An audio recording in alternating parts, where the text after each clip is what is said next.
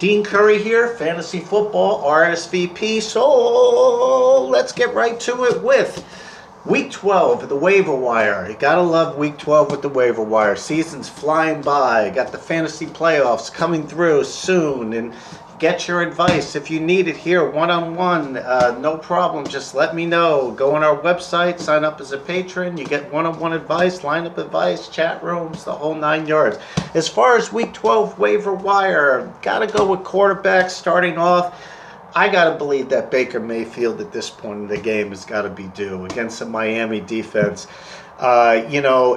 Baker's, it's been a rough ride for him, but, I watched a couple of his, you got to watch the games. You just can't, read stats all the time and just watch highlights. You actually got to watch the game. A few passes, the one to Beckham, a few other passes where he, the long ball, he was really spot on.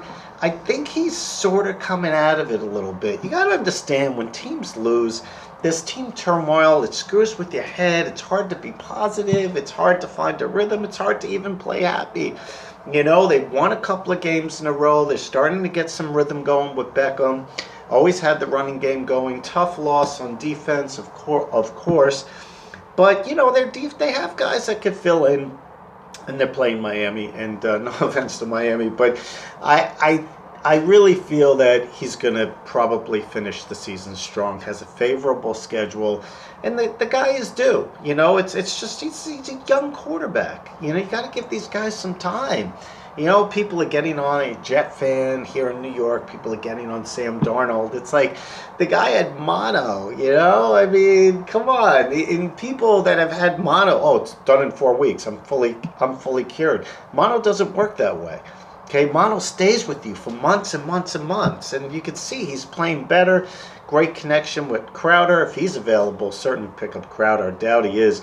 But I really like Baker Mayfield against Miami, and I've been mentioning Derek Carr for weeks. So I got a little bit of blowback on social media. It's no big deal. I'm not thin-skinned, but people, when I was mentioning Derek Carr weeks and weeks ago, thought I was off my rocker. But that the fact is ever since I've been mentioning him, the guy's been performing. He's been consistent. He may not get you 30, 35 points at QB, but he's getting close to 20 almost every game, sometimes a little higher, and he's been consistent. And, it's one of those guys you could plug in that's not going to put up an 8 or 9, hopefully not. But, that's the key, is sometimes, your quarterback, you might have, Watson or, whomever you have, Jackson on the bench, and you have to plug in a guy that could probably get you 20 points. It's a nice little plug-in, and he's been really playing well, and he looks good. You got to watch the games. I always say that. You got to watch the games, not just the highlights. That's why I think Baker's going to come around. But the Raiders have a favorable schedule. I mean, nobody thought, the Raiders would be at this point of the season with the record they have. And if you looked at their first 10 games of the season, to start the season, nobody, especially, losing Antonio Brown, nobody saw them with the record that they would have. I mean, I remember looking at their first 10, 11 games, and I was like, wow, I don't see a lot of wins in there. And good coach, always say Gruden's a good coach. And to lose Antonio Brown and still, be playing like this, I mean, imagine if Antonio Brown was on the team, how good this team would be. But they just seem to be getting better every week. They're just well coached, And I like Derek Carr at the QB spot. As far as running backs are concerned, people ask me about Williams, Nyheim Hines. I probably would go for Hines first. A lot of questions I've been asked about Marlon Mack. Should he be dropped? In fantasy football, you never want, to jump the gun. You never want, you always want to stay calm. I mean, it's tough if you start your season out with a losing record, and then you're, it's not like being ahead where you just play the same players every week, where, I've worked with people with teams where they just plug in the same players every week and it's golden. When you're behind and things happen like Antonio Brown or Adams getting hurt or what have you, whatever the case may be, you're left in a tough situation when you're playing from behind. But then things start to speed up a little too. And what you have to say is, I need to slow that down, because even though I'm behind, and I have to make some, changes, you don't want things to speed up where you start becoming irrational. So as far as Marlon Mack is concerned, a lot of people ask me this week, do I drop him? No, you don't drop him. He still may show up in week 16 or 17. I've seen guys play with broken hands before. Do I expect it? Probably not, but don't drop him. What if the guy plays in a cast in 2 weeks, and puts the ball right here with his broken hand and just runs, These things, these things happen. So I don't think he's necessarily worth dropping. You have to, wait and see, because God forbid this guy plays the last week or two, someone picks him up. You got to play defense too in fantasy football. Somebody picks him up and this guy gets 20, 25 carries and he's the reason why you get beat. So it's not just because you're anticipating him play, but you also don't want someone else to pick him up and plug him in and use him against you in the playoffs. Because I guarantee you, if you drop Marlon Mack, I guarantee you somebody's going to pick him up in hopes that will exactly happen. That'll come in week 16, 17, or week 15, something like that. So you got to hold on to him just so no one else, can benefit off of it. And maybe you'll get lucky and he'll play the last week or two. We'll see what happens. Definitely not playing this week, I'm sure. So as far as that's concerned, I like Nyheim Hines, and the reason why is the advice I give is mostly PPR related. And Nyheim Hines catches the ball more out of the backfield. I mean, the other running back looked good and all that, but you got to believe Hines is the more trusted guy. So again, you have to make decisions, and that might change after this week. And don't forget, the backup to Mac also had a huge run. I don't forget how many yards it was, but he had a huge run. It's the reason why his numbers were so high.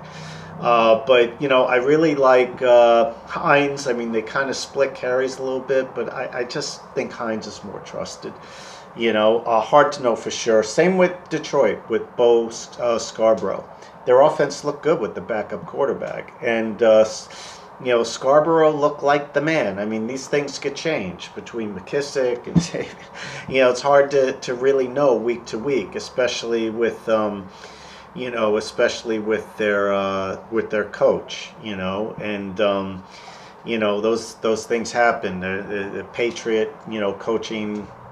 Stems from Patriot coaching staff. You never know what they're going to do unless it's Edelman, So as far as that's concerned, I don't know if I would start Scarborough. If you have no other choice, keep your fingers crossed and start him. It looked like, watching the game, it looked like he was the power back. And it looked like they found something here. And sometimes when coaches find something, McKissick wasn't doing that much. Sometimes when coaches find something, they tend to stay with it. And he did look, watching the game, pretty formidable. I mean, we'll have to wait and see. If you're stuck, put him in. But definitely, pick him up on your waiver wire. Put him on your bench. If he has another big week this week, chances are he's the man. And that's same with Hines. You not necessarily playing him unless you have to. In PPR, he's probably going to get you 3 to 5 catches, 30, 40 yards receiving.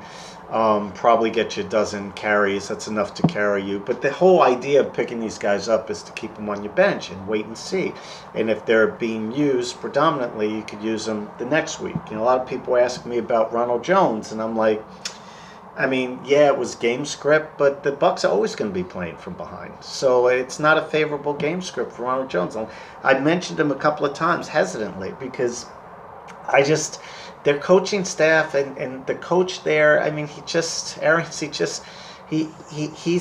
changes his mind too much. It's hard to play anyone on that team other than their receivers, maybe the quarterback, because they like to throw the ball. But, as far as, very temperamental when it comes to running backs. And you're playing that guessing game. Some people have been playing the guessing game between Barber and Jones all year. And I said, it's just not worth it. They're both talented, but it's just not worth it.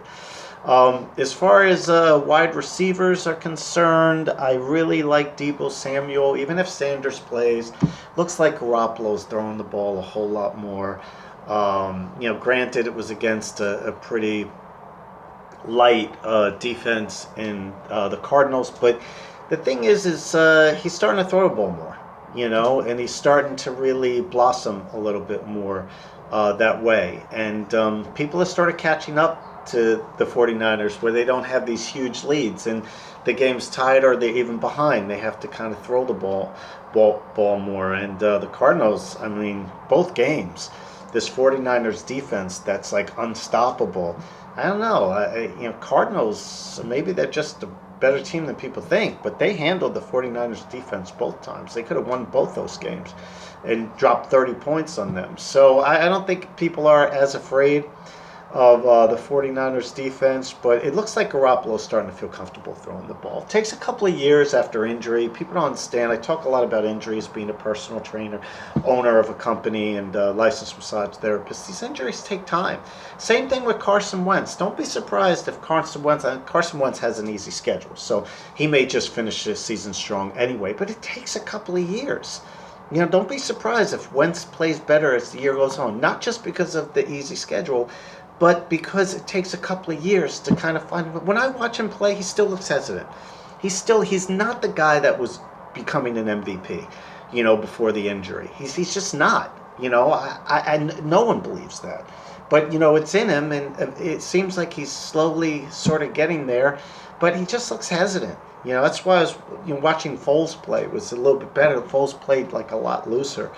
Not to say he's a better quarterback, but he just looked more formidable because he was letting the ball go and letting it fly. So I'll be surprised if the Eagles win that division and finish strong, and you see Wentz kind of step up a little bit. People ask me if they play him down the stretch. Kind of hard to play a guy that's not really producing in fantasy, but he's definitely someone you might want to have on your bench and kind of wait and see, see if he sort of picks up a little. I think he will. Defense is playing pretty good, held the, Patriots in check. And they just got to get the running game going a little bit. Howard's been out. But I like Deebo Samuel because he's really got a connection going on with Garoppolo, and I kind of like that, what's going on there. Even if Sanders comes back, Sanders is probably going to get the number one corner, possibly, or even doubled. So I kind of like Deebo Samuel. He's a big, receiver, and they just got something going on. So I would perhaps play him even if Sanders is healthy. As far as Devontae Parker goes, a lot of people have been asking me, the big question I got this week is, who do you play, Crowder or Parker? And the fact of the matter is you can play both of them, The Jets have an easy schedule. Miami's schedule is pretty easy. If you ask me who I trust more, Fitzpatrick or Darnold, based on the last couple of weeks, Fitzpatrick is always Fitzpatrick. But Miami isn't a very good team. Not to say the Jets are, but the Jets are starting to play a lot better. So is Miami. But I just think the Jets are a better team, and I think Darnold's a better quarterback. And the mono thing takes a while. Even though he came back, you could see he's not quite there, but now he's starting to play better. So if you had to choose between the two, Parker and Crowder, I'd lean towards Crowder, believe it or not. But Parker's formidable too. But the connection that Darnold and Crowder had in preseason and offseason, everyone talked about it. And sooner or later, that's going to really, catch fire. Actually, it has already. And I would stay with the Jets with this one. I really like, Ryan Griffin of the Jets. He, had almost a dozen, catches and, targets rather. And he's getting close to 5 catches, 109, 1 touchdown. I mean, his numbers are climbing. 6 catches before that, 4 the week before that. His numbers are high. He's having like 50, 60, 70 yards a game. They seem to be getting something going. And, Gase likes to use the tight end. And I just like their connection. And if you're if you have guys like Hollister available, I would pick him, over, even though Dixon's activated. I don't think it's going to really affect Hollister. But I really think that, I like Ryan Griffin. He's been pretty steady. Doesn't mean he can't have a bad week. People have one bad week. People always let me know. I get 90% of what I say is right, and people always let me know the 10%. I just think it's so funny. But anyway, the whole thing with Ryan Griffin is I think there's a tremendous chemistry, and I think you should definitely consider that. As far as defenses, I mean, you could play the Raiders against the Jets. But the Jets have been playing a lot better. I don't know if I trust that, too well. The Jets are starting to open up their offense a little, starting to look a little better. I don't know if I trust the Raiders' defense against the Jets. I mean, they should do well. But if the Cleveland Browns are available against Miami, Cleveland's got to be feeling good. They lost, someone pretty big on defense, Garrett, but they got to be feeling pretty good. And their defense has been their secondary has been getting healthy the last couple of weeks. And that's pretty much what Miami does because they're behind. They don't really run the ball much and they just throw it, constantly. And that's kind of a bad recipe for going against the Browns because the Browns have a pretty good healthy secondary right now, and I don't think it's going to bode well. And they're starting to feel good. You start to see things coming together a little bit for the Browns. So I think this is one of those games where the Browns roll. I really do. It looks like Baker Mayfield's coming out of his funk a little bit. Using that word, but does seem like he's getting things together. So that's the game I really like, the Browns against the Dolphins. As far as kickers are concerned, I like Young-Hoon Koo. Came in for Bryant for Atlanta. He's put up double-digit points each week. But more than that, Atlanta's offense and defense is actually playing better. I mean, where have they been all year? But now it seems like they're starting to get together, get some opportunities, more in defense. And this guy put up 15 and 10 points the last 2 weeks, and he's been solid. So I definitely like Young-Hoon Koo as a kicker. I'm Dean Curry, president of Fantasy Football, RSVP.com. And if you want one-on-one advice, as always, $7.77.